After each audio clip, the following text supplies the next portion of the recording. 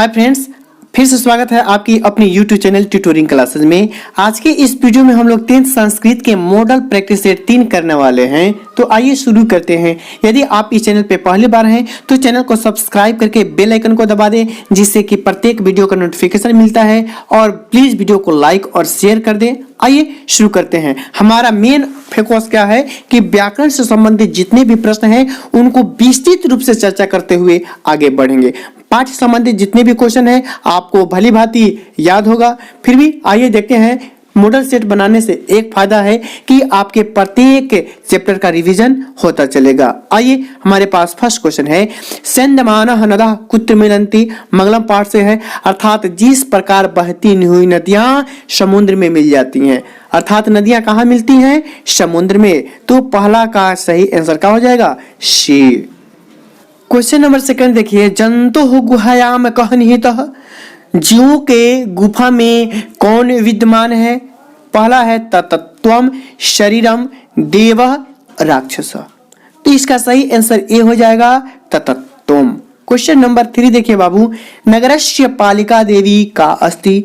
नगर के पालन करने वाली देवी कौन है? पटन देवी, दुर्गा देवी, शीतला माता, सरस्वती।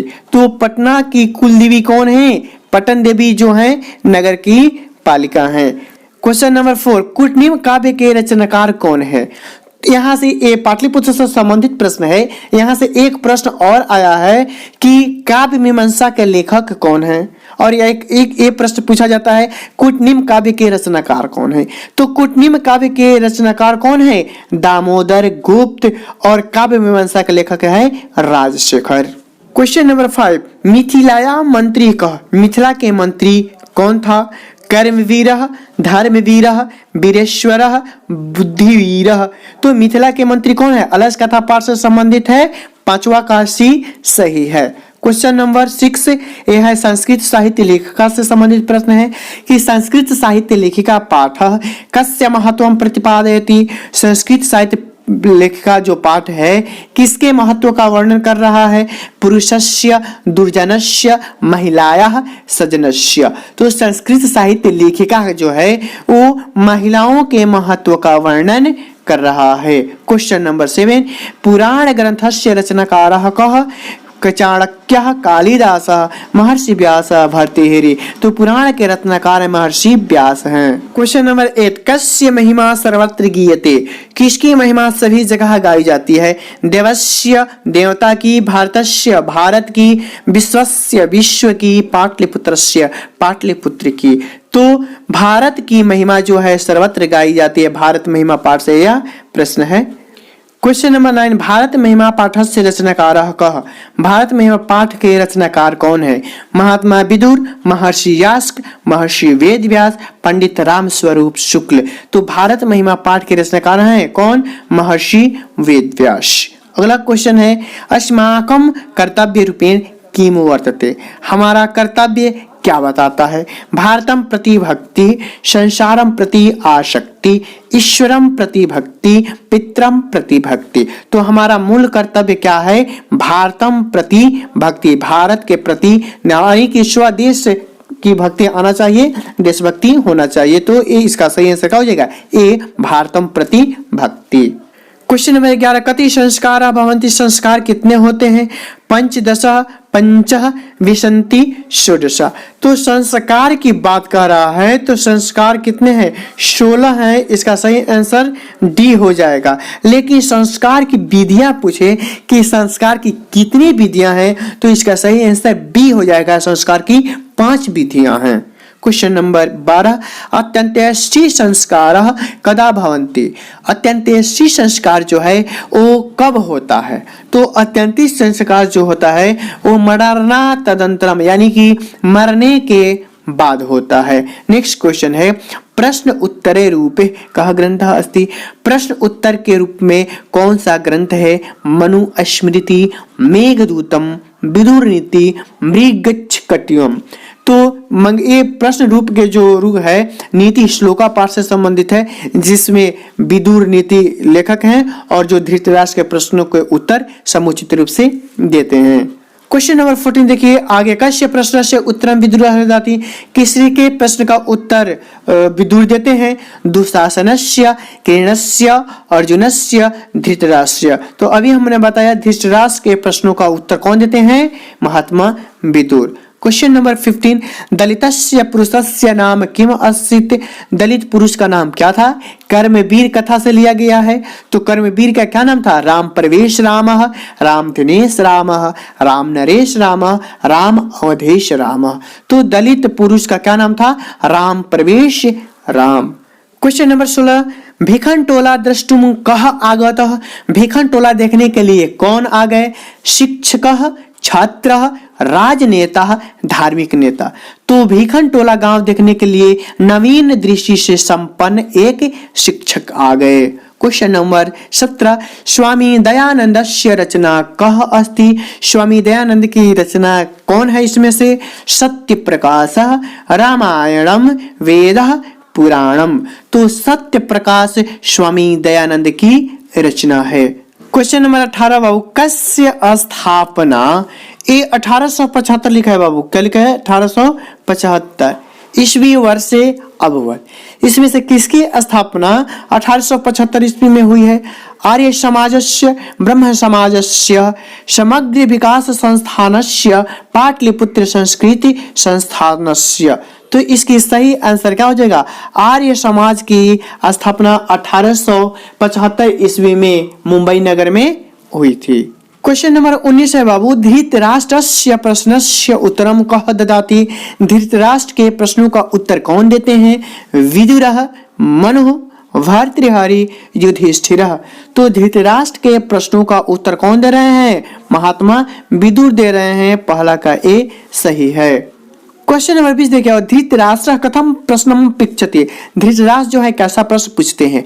पुत्र कामये, पुत्र के लिए, कामना के लिए, पांडव विनाशाय, पांडवों के विनाश के लिए, स्वचित्तस्य शांतये, स्वचित माने मन की शांति के लिए, हस्तिनापुरस्य विनाशाय, हस्तिनापुर के विनाश के लिए।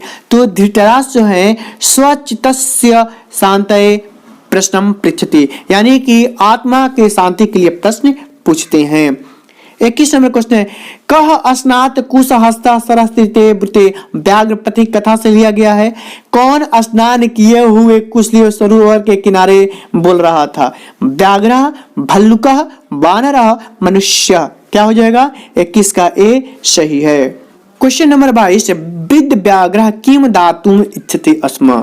वृद्ध बाघ जो था वो क्या देने का इच्छा कर रहा था? स्वर्ण कंगड़म, रजत कंगड़म, स्वर्ण कुंभम, द्विचक्रिकायनम। तो इसका सही आंसर क्या हो जाएगा? वृद्ध बाघ जो था वह स्वर्ण कंगन देने के लिए इच्छुक था। क्वेश्चन नंबर 23, पथिकः कुत्र निमग्नः अभवत्। पथिक कहाँ फंस गया? नद्याम सरोवरे महापंके गंगा तटे। तो वो लालची पुरुष कहाँ फंस गया? महापंक में, यानी कीचड़ में फंस गया। क्वेश्चन नंबर 24, पथिकेन केन व्यापादितः खादितः। पथिक जो है किसके द्वारा मारकर खा लिया गया? बाघ द्वारा, सिंह द्वारा, मनुष्य द्वारा, सर्प द्वारा। तो किसके द्वारा? इसका सही सका जो 24 का ए। क्वेश्चन नंबर 25, कर्णः कम कवचम कुंडले च ददाति। कर्ण किसको कवच कुंडल देता है? इंद्रम, भीष्मम, कृष्णम, युधिष्ठिरम। किसको दे रहा है? सही आंसर क्या हो जाएगा? 25 का ए। क्वेश्चन नंबर 26 देखिए बाबू, सूर्य युव, चंद्र युव, हिमवान युव, सागर युव, तिष्ठतु तेजसा इति कः कथितवान। यानी कि जब इंद्र कर्ण के पास पहुंचते हैं तो जब कर्ण इंद्र को प्रणाम करता है तो दीर्घायु भव न कहते हुए कहते हैं कि आपके यश सूर्य के समान, चंद्र के समान और पर्वत के समान, सागर के समान का रहे, स्थित रहे। यह कथन किसका है? तो इसका सही आंसर क्या हो जाएगा? बी, इंद्र का। क्वेश्चन नंबर 27, सर्वे किम त्यजेयुः। सभी को किसकी त्याग कर देनी चाहिए? स्वार्थम, परमार्थम, परोपकारम, असहिष्णुताम। तो सभी लोगों को जो स्वार्थ है वो त्याग कर देना चाहिए।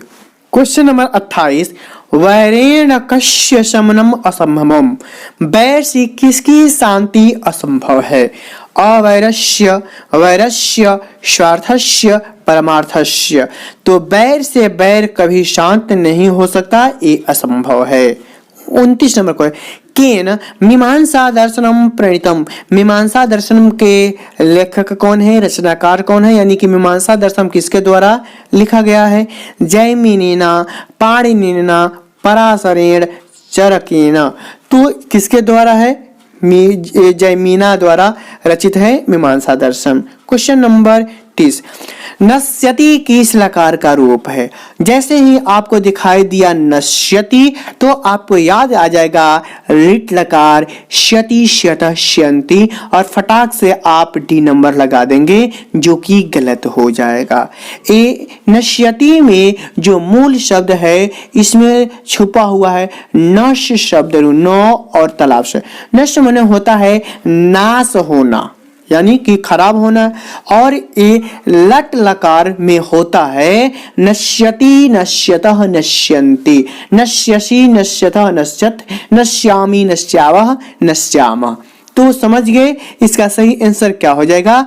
लट लकार। नश धातु रूप है लट लकार का एक वचन प्रथम पुरुष। क्वेश्चन नंबर 31 देखिए, कुरु किस लकार का रूप है? तो कुरु की जो बात की जाए इसमें मूल धातु जो है क्री, क्री मने होता है करना, क्री मने करना, और इसका शब्द रूप लोट लकार मध्यम पुरुष में होगा कुरु, कुरुतम, कुरुता। ध्यान से सुनिएगा बाबू, क्री धातु रूप लोट लकार के मध्यम पुरुष में क्या होगा? कुरु, कुरुतम, कुरुता। किसमें? लोट लकार में, इसलिए इसका सही आंसर क्या हो जाएगा? 31 का सी हो जाएगा। क्वेश्चन नंबर 32 देखिए, 32 में पूछा है पित्रा किस विभक्ति का रूप है? पित्रा की अगर बात करें तो पितृ, पितृ धातु रूप है, ऋकारांत पुल्लिंग है जो तृतीया विभक्ति में होता है। पित्रा, पितृभ्याम, पितृभि। ध्यान से सुनिएगा बाबू, तृतीया विभक्ति में होगा पित्रा, पितृभ्याम, पितृभि। तो इसका सही पित्रा जो है किस विभक्ति का है? तो तृतीया विभक्ति का रूप है। क्वेश्चन नंबर 33 देखिए बाबू, लता शब्द के तृतीया बहुवचन में क्या होगा? अगर आपने अनुवाद प्रैक्टिस सेट देखा है तो उसमें हमने एक बार नहीं कई बार बताया है कि कम से कम लता, बालक और फल शब्द रूप आपको याद कर लेना है। तो लता शब्द रूप के तृतीया विभक्ति में होता है कि लताया, लताभ्याम, लताभि। क्या होगा बाबू? लताया, लताभ्याम, लताभि। बहुवचन की बात होगा तो इसलिए इसका सही आंसर क्या हो जाएगा? 33 का सी। क्वेश्चन नंबर 34 देखिए, दिया है अनेन पद का मूल रूप क्या है? ए में दिया है अस्मद, बी में है इदम पुल्लिंग, सी में दिया है इदम स्त्रीलिंग, और डी में दिया है अदम। अब देखिए बाबू, यहाँ पे बी और सी में दिया है इदम, लेकिन अंतर है, एगो में पुल्लिंग है और एगो में स्त्रीलिंग है। तो इदम जो है वो पुल्लिंग है, इदम शब्द रूप है वो पुल्लिंग में है। जो चलता है पुल्लिंग में तृतीया विभक्ति में होता है अनेन आभ्याम ए भी। ध्यान से सुनिएगा कि इदम पुल्लिंग शब्द रूप जो है वो चलता है तृतीय विभक्ति में अनेन आभ्याम ए भी। अगर स्त्रीलिंग की बात की जाए तो स्त्रीलिंग में इदम शब्द रूप तृतीय विभक्ति में होगा अन्य आभ्याम आभि। तो समझ गए कि 34 का आंसर क्या हो जाएगा? बी, इदम पुल्लिंग। क्वेश्चन नंबर 35, हिमालयात गंगा प्रभावती में कौन सी विभक्ति है? तृतीया, चतुर्थी, षष्ठी, पंचमी। तो हमने अनुवाद के मॉडल प्रैक्टिस सेट में कई बार इसको बनाया है किस विभक्ति का? भुवा प्रभावस्य के अनुसार यहाँ पे पंचमी विभक्ति लगेगा। क्वेश्चन नंबर 36, हिमालयात गंगा प्रभावती में कौन सा सूत्र है? अभी हमने बताया कौन सा सूत्र है। अगर किसी वस्तु की किसी जगह से उत्पत्ति हो रही है तो वहां कौन सा सूत्र लगता है? वहां पे लगता है कि भुवा प्रभावस्य, अर्थात 36 का भी सही है। क्वेश्चन नंबर 37, सह आचार्यात व्याकरणम पठति में कौन सा विभक्ति है? षष्ठी, तृतीया, पंचमी, चतुर्थी। तो इसका सही आंसर क्या हो जाएगा? सी, पंचमी। 38 नंबर क्वेश्चन देखिए, सुरूपम में कौन सा उपसर्ग है?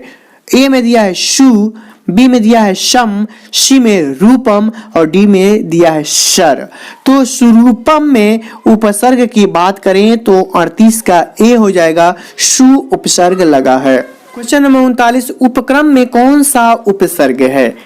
क्रम, प्रक्रम, उत, उप। तो उपक्रम में उपसर्ग उप उपसर्ग लगा है, 39 का डी सही है। 40 नंबर है, परि के योग से बना शब्द कौन सा है? परिणति, प्रतिवाद, प्रस्थानम, पराजय। तो उपसर्ग हमें आपको कई बार बताया शब्द के प्रू में लगता है, तो इसका पहला अक्षर देखिए प्र, बी और सी तो ऐसे ही खत्म। अब हमको परि चाहिए और इसमें लगा है परा, तो इसका सही आंसर क्या हो जाएगा? 40 का ए हो जाएगा। 41 नंबर, यशस्वी निधान गीप, गीप, गीस, टाप, डाब, ये सभी हमने 2019 वाले सॉल्यूशन में बताया है, तो इसका सही आंसर क्या हो जाएगा? यशस्विनी, यानी 41 का ए सही है।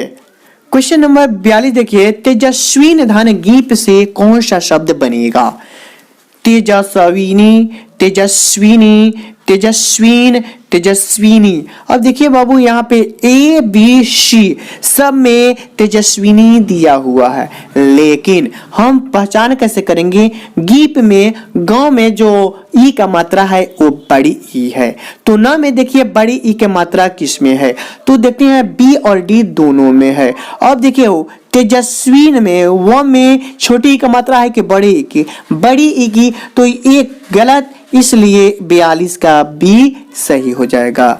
अगला क्वेश्चन है, श्रीमत धन गिप से कौन सा शब्द बनेगा? श्रीमती। अब देखिए तो में बड़ी ई की मात्रा किस में है? शी में है, इसलिए 43 का सी सही होगा। अगला क्वेश्चन है, दीक धन गज से कौन सा शब्द बनेगा? तो हमने व्यंजन संधि के एक नियम बताया, प्रत्येक वर्ग का प्रथम वर्ण तीसरे वर्ण में भी बदलता है, तो क वर्ग का तीसरा वर्ण क्या होगा? ग, यानी ग बदलेगा। और देखिए बाबू, ग बदलेगा वो तो सही है, लेकिन एक क आधा है तो ग भी आधा आएगा। तो देखिए आधा ग किस में है? तो सी और डी दोनों में है। अब देखिए बाबू कैसे बनेगा? तो दिग्गज, ये द जो है, द में बड़ी के मात्रा छोटी का मात्रा है और डी में बड़ी का मात्रा है, इसलिए गलत, और 44 का क्या हो जाएगा? सी, दिग्गज। 45 नंबर दिया है, अच धन अंत, यानी अभी हमने बताया कि प्रत्येक वर्ग का तीसरे में, तो च का तीसरा वर्ग क्या है? च, छ, ज। तो अच धन अंत से क्या बनेगा? अजंतः, अजनतः, अजनत, अचंत। क्या बनेगा? अच धन अंत से बनेगा अजंत। 45 का ए सही है। क्वेश्चन नंबर 46, जगत धन नाथ से कौन सा बनेगा? बताया है ना हमने त से संबंधित नियम, आपने अगर पाठ संबंधी प्रश्न को देखा होइएगा तो हमने बताया है कि त से संबंधित नियम हमने आपको बताया है, व्यंजन संधि से है। तो जगत धन नाथ से बनता है जगन्नाथ। तो देखिए यहाँ पे त जो है आधा है, तो आधा वर्ण किस में है? बी में है, तो 46 का बी सही है। क्वेश्चन नंबर 47, अहीन कूलम में कौन सा समास है? जब इस क्वेश्चन का हमें यूट्यूब पे पोल लिया था तो कई सारे व्यक्तियों ने इसका कर्मधारय आंसर दिया, कई आदमी ने इसे नए समास दिया, लेकिन इसका सही आंसर ए सी हो जाएगा, द्वंद्व समास। ये द्वंद्व समास में भी समाहार द्वंद्व है। द्वंद्व 3 प्रकार के होते हैं, विकल्पात्मक द्वंद्व, इतरेतर द्वंद्व और समाहार द्वंद्व। तो ये अहीनकुलम जो है ये समाहार द्वंद्व है। समाहार द्वंद्व में क्या होता है कि एक ही तरह के कई पद मिल करके समाहार करके एक नए वर्ण का विचार करते हैं, निर्माण करते हैं। जैसे पाणी च पादों, इसका सम्मिलित रूप क्या हो जाएगा? पणिपादम। तो इसी प्रकार से है अहीनकुलम। क्वेश्चन नंबर 48 है, महापुरुष में कौन सा समास है? महापुरुष, महाराज, महात्मा, महादेव, इस सब में कौन सा समास है? कर्मधारय समास, यानी महान है जो देव, अर्थात 48 का बी सही है। क्वेश्चन नंबर 49, गंगा जलम में कौन सा समास है? गंगा जलम, गंगा का जल, तत्पुरुष समास के है ना, 6 भेद होते हैं, का के संबंध तत्पुरुष है, गंगा जलम, गंगा का जल, इसलिए 49 का ए सही है। क्वेश्चन नंबर 50, त्रिभुवन में कौन सा समास है? तो जिस समास का प्रथम पद संख्यावाची होता है उसे द्विगु समास कहते हैं। जिस समास का प्रथम पद संख्यावाची वो क्या हो जाएगा? द्विगु समास। तो ए नंबर में दिया हुआ है द्विगु समास। तो आप कमेंट करें कि आपके 50 में कितने मिले हैं। फिर मिलते हैं अगली वीडियो में, तब तक के लिए धन्यवाद।